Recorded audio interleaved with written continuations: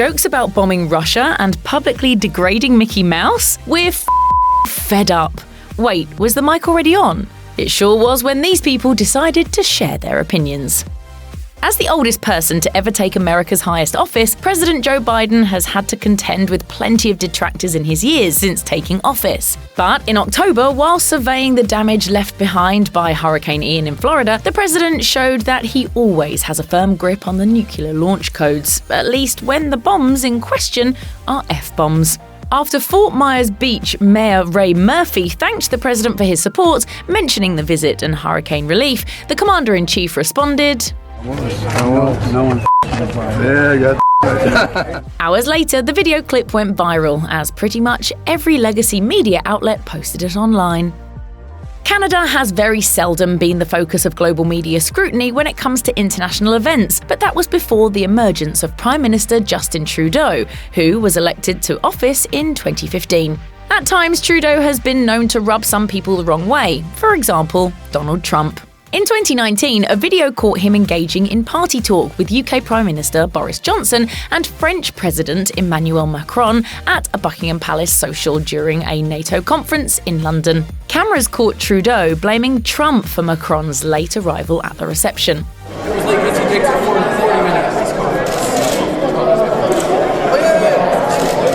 At a media conference a few days later, Trump noted his displeasure over Trudeau's remarks in blunt terms.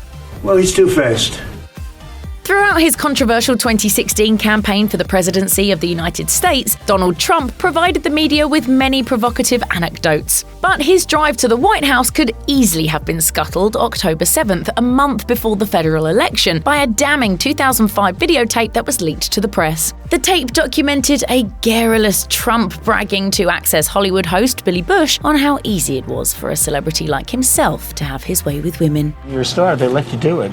You can do anything. Whatever you want. Grab him by the I can do anything. The remark prompted the Trump team to shift into damage control, and the candidate issued a public apology on Twitter. In a statement, Trump downplayed the incident as, quote, locker room banter.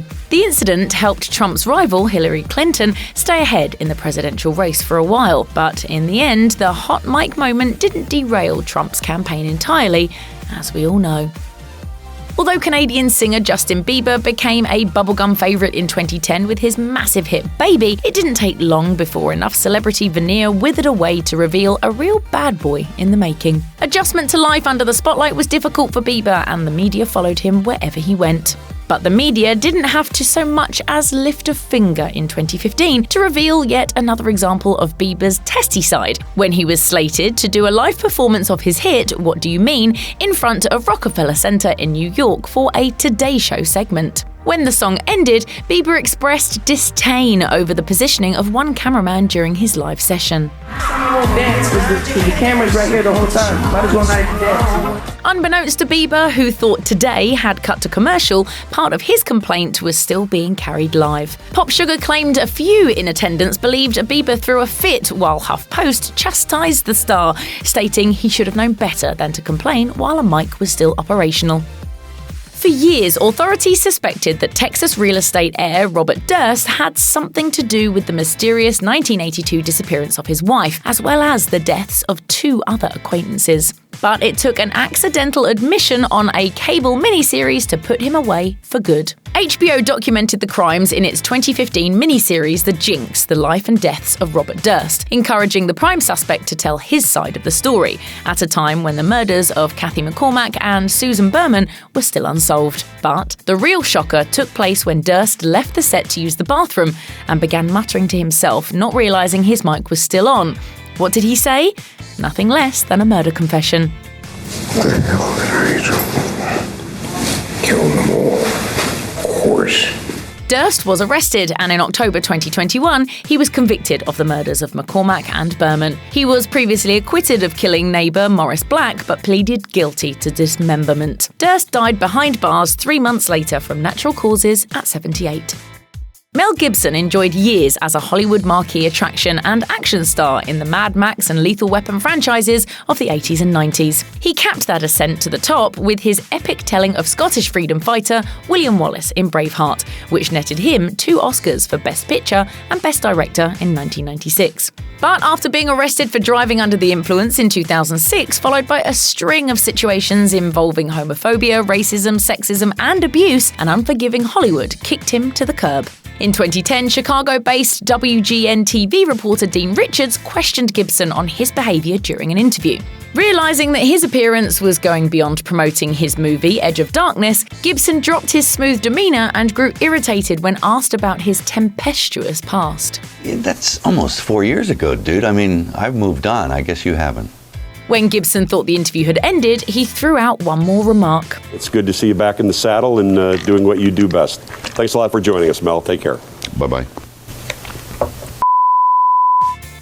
Ever since the civil rights movement, Reverend Jesse Jackson had distinguished himself on the front lines. He supported Barack Obama's presidential bid in 2008, and when Obama won, Jackson was seen at the victory celebration in tears. But it turns out Jackson didn't always have that much admiration for the 2-term president. His feelings for Obama were made earlier in 2008 at a Fox affiliate in Chicago, just before an interview for a segment on Fox and Friends. Down the black people on those faith-based. When the segment aired, Jackson realised the potential damage it could do to the Obama campaign, and he knew he had to patch things up. 3 days later, he issued a statement of apology. So any harm or hurt I may cause along the way, I'm deeply apologetic and regretful. Throughout its quarter-century on the air, The View has seen its hosts get fired up over any number of topics. Elisabeth Hasselbeck got into an argument during one Hot Topics segment in 2006 when she locked horns with Barbara Walters about federal government approval of a morning after pill, a move she actively rallied against. Walters then ordered her to stand down for a break, but that response incensed Hasselbeck, who tore up her notes and stormed off the stage. During the break, her mic was still on and recorded her shouting about the incident. That! I'm not going to sit there and get reprimanded on the air! I'm off! Write about that in the New York Post! Although she made it downstairs to her dressing room, the producers were able to calm her down and bring her back on set before the show returned from the commercial break. In 1994, US figure skater Nancy Kerrigan was clubbed in the knee by handlers on behalf of rival Tonya Harding at the US finals preceding the Winter Olympics. Long story short, Kerrigan recovered well enough to earn silver at the Games. As for Harding, she bombed and was banned for life from the sport for her part in causing Kerrigan's injury. Despite failing to win gold, Kerrigan quickly became America's sweetheart and a heroine in an attack that could have permanently debilitated her. That love affair didn't last long, however, after Kerrigan displayed her discomfort over the fame that enveloped her. Corresponding death threats forced her to avoid the Olympic closing ceremonies. That reticence became even more apparent while taking part in a Disney parade on a float with Mickey Mouse, when a distant mic picked up her laments.